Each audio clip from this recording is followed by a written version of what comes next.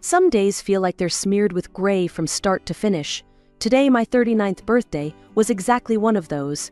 Waking up with the dull ache that's my faithful companion, I didn't feel much like celebrating. My name's Eliza, and I've been battling this damned illness since I was a kid. My condition's a tricky beast, keeping me tethered to a slew of doctors and this fancy private clinic I've been visiting since forever. Good thing I've made something of myself despite the odds, a thriving business that's all mine. But let's be honest, money's great, but it's no company on cold evenings. So there I was, back at the clinic for what felt like the millionth time, just to get myself checked and patched up, hoping to keep the beast at bay, and that's where I bumped into Jacob again. He's this nurse, you see, 5 years younger and looks like he stepped out of some glossy magazine, charming enough to make any woman look twice, sick or not. "Happy birthday, Eliza," Jacob greeted me with that grin that somehow knew more than it should. He was leaning casually against the nurse's station, looking like he didn't have a care in the world. "Thanks," I muttered, not really in the mood for chit-chat. I was more focused on getting through the day without any new bad news. Jacob seemed to pick up on my mood. He strolled over, all confidence and warm eyes. "Hey, don't look so glum. It's your birthday, isn't it? We should celebrate," he suggested, his voice smooth as silk. "Celebrate?" With more poking and prodding, I said, half joking but mostly serious. "Thanks, but I'd rather just get this over with." Jacob laughed, the sound easy and genuine. "Come on, Eliza. It's not every day you turn 39. Let me at least snag you a decent coffee from that cafe you like, my treat." Maybe it was the birthday blues or just the tiredness seeping into my bones, but I found myself nodding. "All right, Jacob. Coffee sounds good," I admitted, allowing a small smile to escape. We walked to the clinic's little cafe area, and as Jacob went off to order, I found a quiet corner to settle into. The thing about Jacob was that he always seemed genuinely cheerful, a stark contrast to the sterile whites and blues of the clinic. He'd been hitting on me since the first time I was admitted for an extended stay, always respectful but persistent as hell. Returning with 2 cups, Jacob handed one to me, his eyes never straying. "Eliza, you're one of the toughest people I know. This illness, it's part of you, but it ain't all of you. You've built a life, a business. That's not nothing." His words, blunt and simple, struck a chord. Maybe it was his straightforwardness, or maybe I was just vulnerable, but it felt good to be seen beyond the patient file. I chuckled, shaking my head slightly. "You always this optimistic?" "With you, always. You make it easy to believe in better days," he replied, his voice low and intimate. I don't know why I let my guard down. Maybe it was the birthday magic or Jacob's relentless charm, but as we sat there, talking and laughing over mediocre hospital cafe coffee, I felt lighter than I had in years. Discharged from the clinic and back in the swing of my daily routine, I thought the surprises were over. Then Jacob called. "Hey, Eliza, it's Jacob. How about dinner tonight? Just as friends, if you like." I hesitated, still riding the high of our last conversation. "Sure, why not?" I found myself saying, a little thrill of excitement making my stomach flutter. Jacob picked me up that evening, and he looked every bit the dashing nurse outside his scrubs, jeans, a crisp shirt, and that same disarming smile. As he drove us to a cozy little Italian place he knew, the air between us was charged, filled with the promise of something new. Over dinner, Jacob didn't waste any time. Between bites of spaghetti, he leaned in, his eyes serious. "Eliza, I've been thinking, why not give this a shot? You and me." I nearly choked on my pasta. "Jacob, you know my situation, my health. It's complicated. I can't have a normal relationship." Jacob reached across the table, his hand covering mine. "I don't care about that," he said firmly. "I love you for who you are, not for what you can or can't do. Plus, you deserve to be happy. Everyone does." His words were a balm, soothing the fears that always lurked in the back of my mind. How could I not be moved? "Okay, let's give it a try," I agreed, feeling a mixture of joy and terror. Dating Jacob was like a breath of fresh air. He made everything fun, even a simple walk in the park felt like an adventure. He had this knack for making me laugh, and for the first time in a long while, I forgot about my illness. I was just Eliza, not Eliza with a chronic condition. 6 months flew by in a blur of happiness, and then, out of the blue, Jacob proposed. We were at home, a simple night in, when he got down on one knee with a small, elegant ring. "Marry me, Eliza. Let's make this official." Tears welled up in my eyes as I nodded vigorously. "Yes, Jacob. Yes."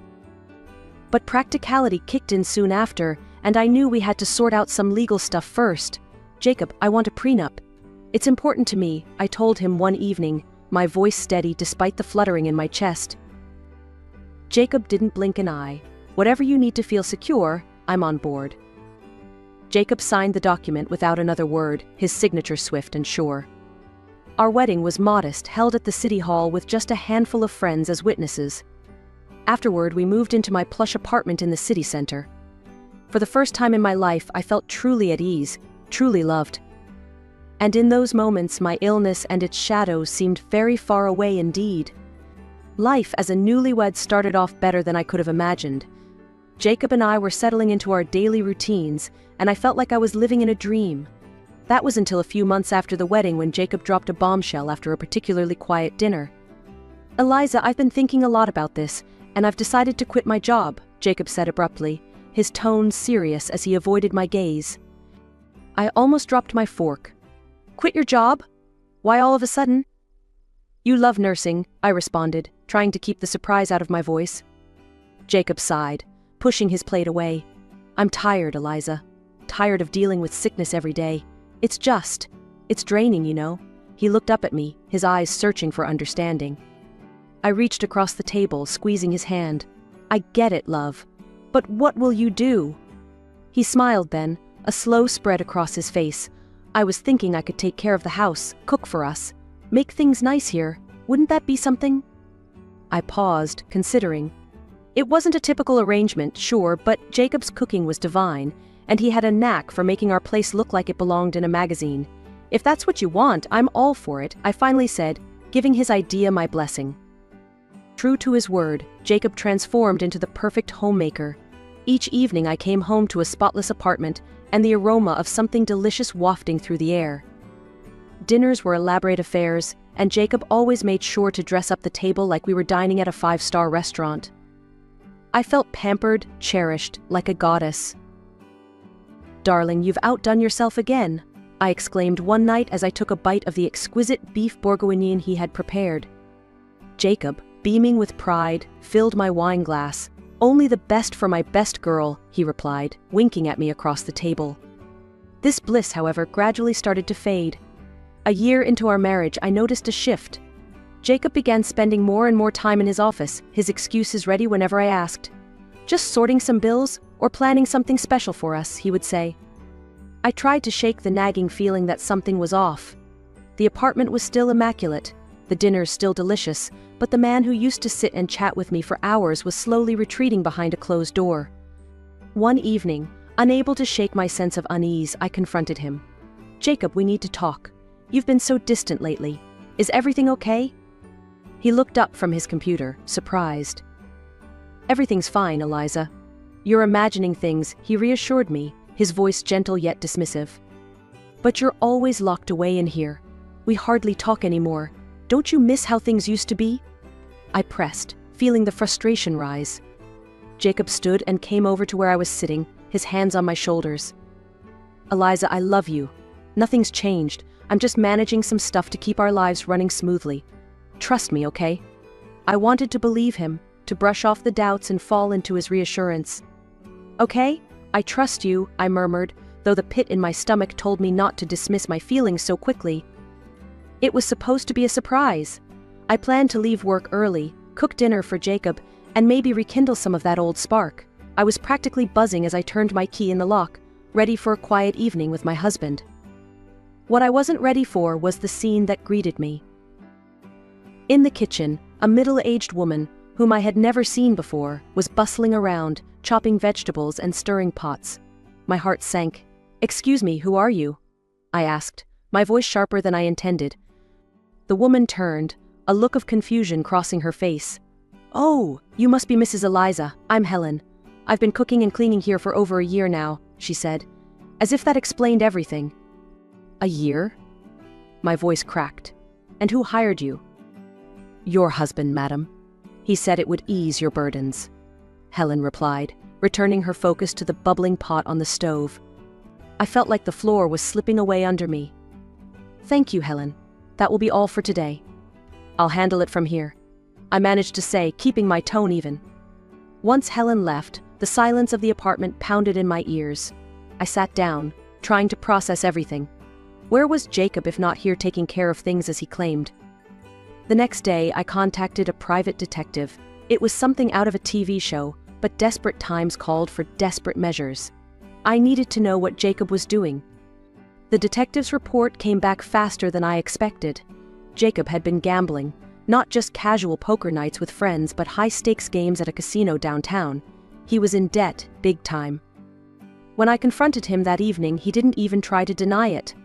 His face crumpled when he saw the detective's photos and reports scattered across the coffee table. "Eliza, I can explain," Jacob stammered, his eyes not meeting mine.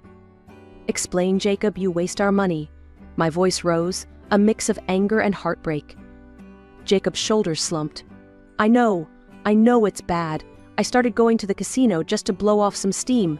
But it got out of hand. I'm so sorry, Eliza." "Sorry doesn't fix this, Jacob." I was trying to stay calm, but the betrayal stung deep. "You have debts because of your gambling. How much are we talking about?" He hesitated, then mumbled, 70,000. There was a long, heavy pause. Then, I made up my mind. I will pay off your debts this one time. But under 2 conditions: you seek treatment for your gambling addiction, and you sign a receipt acknowledging that I have paid this debt. "Treatment, yes, I'll do it. Anything you say. And I'll sign whatever you need me to." Jacob rushed the words out, relief fleeting across his face. I arranged everything quickly. The debt was cleared, and Jacob started his therapy. He signed the receipt, his hand shaking slightly as he put pen to paper. A whole year had ticked by since I'd bailed Jacob out of his gambling debts and watched him walk into that rehab center. He'd come back seemingly changed, dedicated to our fresh start, or so I thought. That illusion shattered the day I came home to find not just Jacob, but his sister Linda and her 3 kids surrounded by suitcases and boxes in my living room. "What's all this?" I asked, my tone icy as I dropped my keys and bag on the hall table, taking in the chaotic scene. Linda, who had the nerve to look right at home, smirked as she straightened up from unpacking a box. "Oh, Eliza, we're moving in."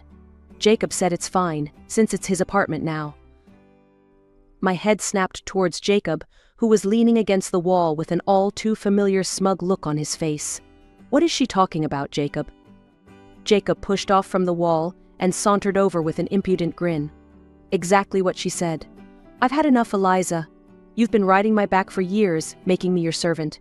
It's time I took what's mine." I stared at him, dumbfounded. "Your servant? Are you out of your mind?" "I've supported you, paid your debts."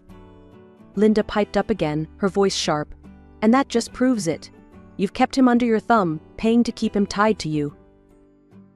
Jacob nodded vigorously as he pulled a stack of papers from behind a cushion on the sofa. "I've filed for divorce, and I'll be seeking compensation for years of mistreatment and alimony, since I've been the one stuck at home." The absurdity of his words stung. I looked around at the home I had built, at the faces of his nieces and nephews who looked confused and tired. This wasn't just a betrayal, it was a coup. I realized then that any response would be futile. Jacob had made up his mind, egged on by Linda's greedy ambitions. Instead of the explosive reaction they expected, I turned, my movements calm and deliberate, and went to our bedroom to pack a bag. Jacob called after me, his voice laced with false concern. "Where do you think you're going, Eliza?" I didn't look back as I zipped my suitcase. "I'm leaving. My lawyer will be in touch with you. Discuss any further matters with him." As I walked out of the bedroom, suitcase in hand, I could hear Linda's snide whisper. "Well, that was easier than I thought." Jacob laughed, a sound that once would have warmed my heart. Now it chilled me to the bone. Yeah, she knows when she's beaten. I could hear their triumphant laughter as I descended in the elevator, but it was hollow. The night air was cool and liberating, and as I hailed a taxi, a small, knowing smile played on my lips. Jacob thought he had won, played his hand perfectly, but he was clueless about the ace I had up my sleeve. I directed the taxi to my house in the elite cottage settlement, an hour's drive away and a world apart from the city's chaos. This house was my sanctuary, unknown to Jacob.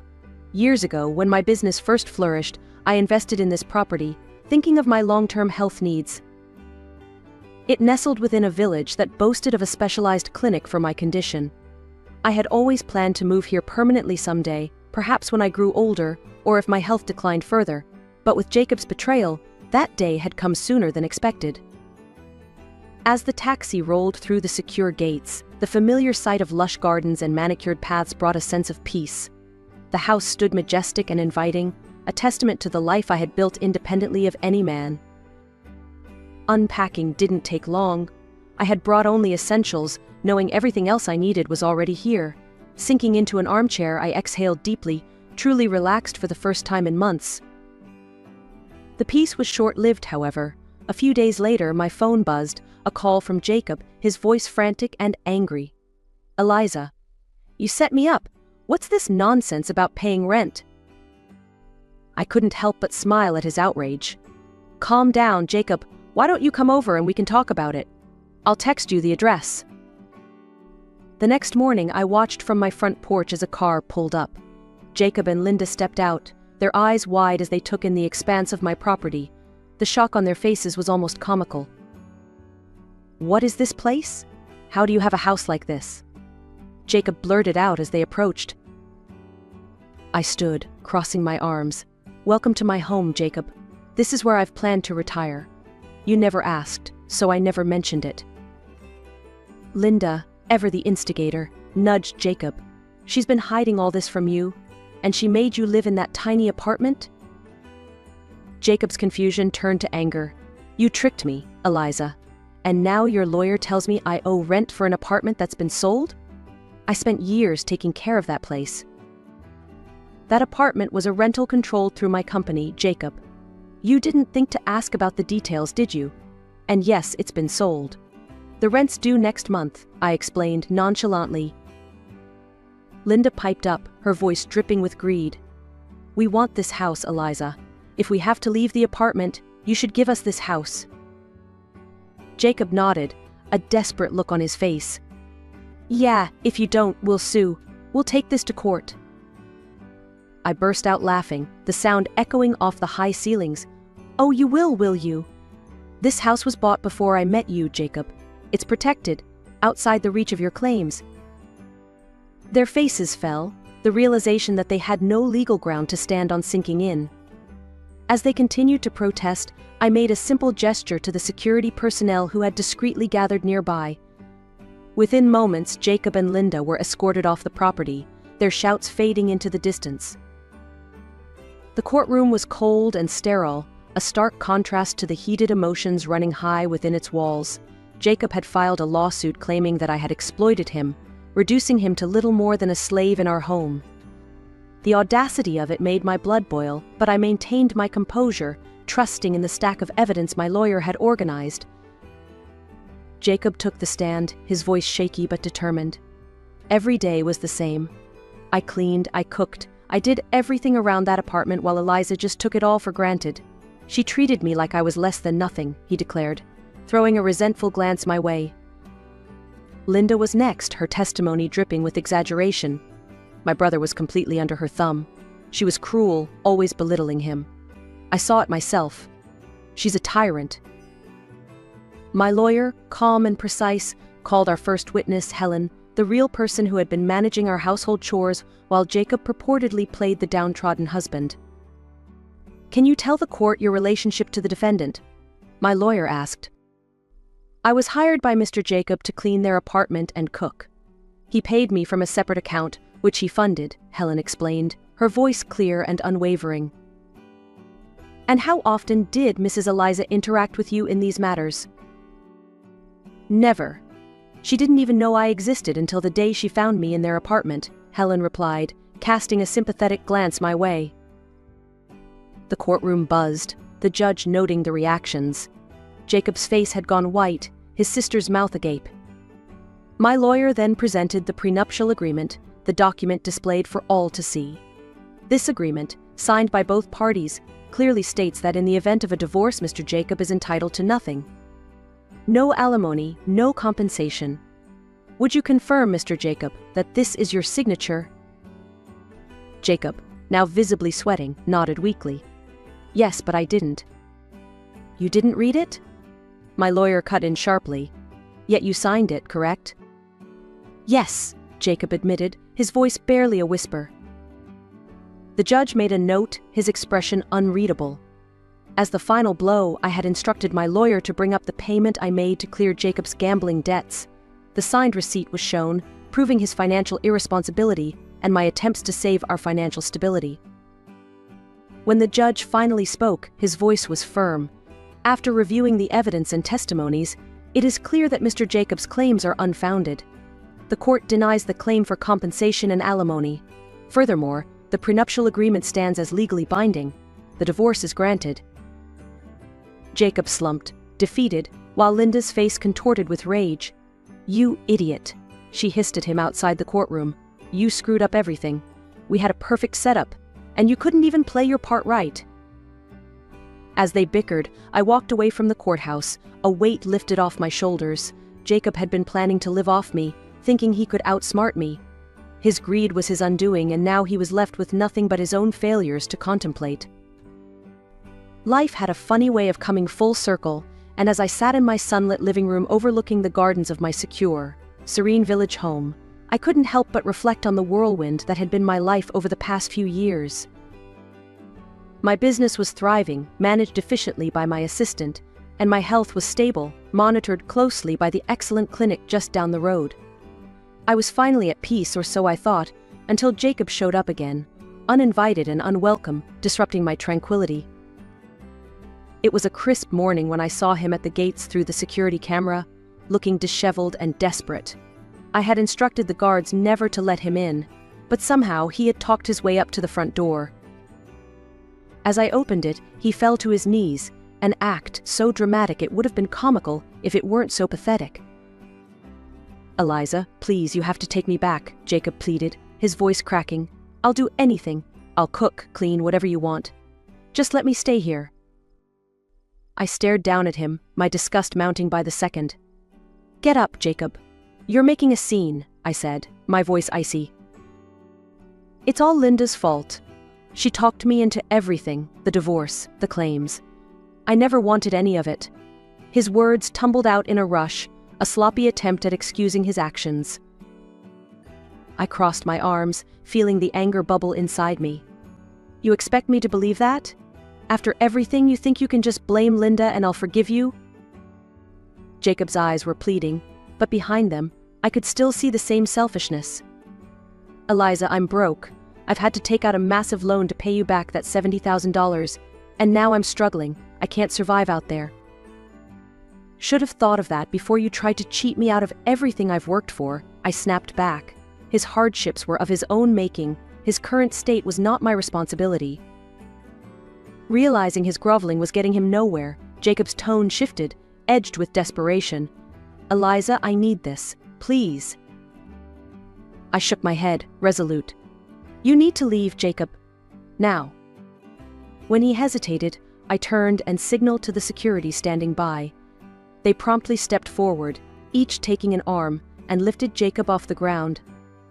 No, Eliza, please, Enough, Jacob. You've made your bed. Now lie in it. I interrupted him firmly, my patience worn thin. As the guards escorted him away, I instructed them to ensure he would never be allowed on the premises again. Turning back to my home, I felt a surge of relief mixed with sadness. Sadness for the man I thought I had married, and relief that I was now truly free of him. I had dreams to chase and a life to live that was not defined by the deceit of a failed marriage. My home was my sanctuary, tailored to my needs and filled with peace. I planned to travel, see the world in ways I never had before, and meet people who shared my passions and integrity. As I looked out over the lush greenery that bordered my home, I felt a sense of excitement for the future. The world was wide and full of possibilities, and I was ready to explore it on my own terms, with my head held high and my heart open to new adventures. Jacob was a chapter closed, a lesson learned in trust and resilience. Now, it was time for new stories to begin.